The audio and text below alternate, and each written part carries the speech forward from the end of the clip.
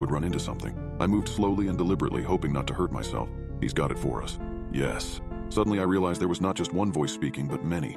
They were all around me, surrounding me in the darkness. I felt their movements in the air around me and heard sounds like the wind blowing during a thunderstorm. I heard them moving closer now, inching towards me. Their voices were in my ears as I backed away. "Where is my son? Show him to me or you get nothing." I was terrified but determined to get Tanner back come hell or high water. "Or maybe we'll keep you as well, little son. Maybe someone will want you back badly enough to bring us more offerings. More dark treasures." As soon as the words finished echoing in the blackened room, a light snapped on. To my horror, it revealed not just one person, but a host of people. No, not just people. They were beings. Monstrous in their appearance, their forms human-like but twisted and deformed in a grotesque manner. Some were horrifically tall. Others possessed limbs that were too long, too twisted. Eyes glowed from some, whilst others had no visible eyes at all.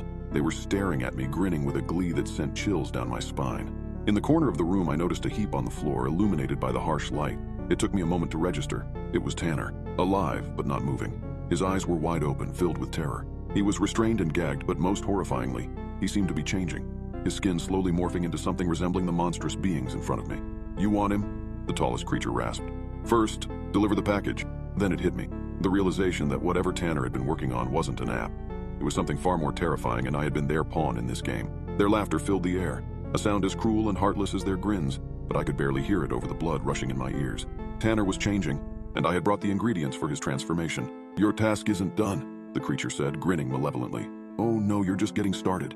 As the words sank in, the lights went off, leaving me in complete darkness once again. The chilling laughter echoed around me, growing fainter until I was left alone with the unconscious body of my son. The body that was no longer entirely human. A sudden sharp pain exploded in my neck, and I instinctively reached out to touch the spot, finding a small, jagged piece of metal lodged into my skin. The world started to spin as I pulled the object out, looking at it under the faint light seeping in from the cracks in the warehouse door. It was a small, thin syringe, empty, but it reeked of a chemical scent I couldn't place. Something was terribly wrong. I could feel my heart rate climbing, my skin prickling with sweat as a wave of dizziness hit me.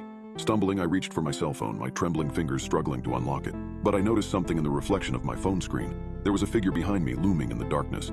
I spun around, my back hitting the cold, damp wall. The figure stepped into the thin strip of light falling through the cracks of the warehouse door, revealing a face that made my blood run cold. It was my son, Tanner. He was no longer the innocent boy who had disappeared a year ago. His eyes were now the same as the grotesque creatures that surrounded us.